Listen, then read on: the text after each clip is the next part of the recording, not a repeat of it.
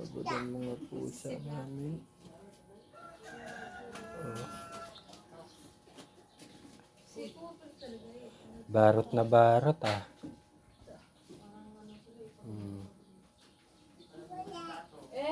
Kulang. Sakto lang ito eh. Iniwan ko doon lang doon.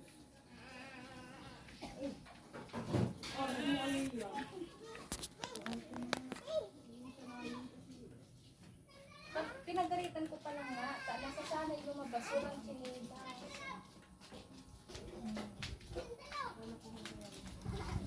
Bakit ka ito?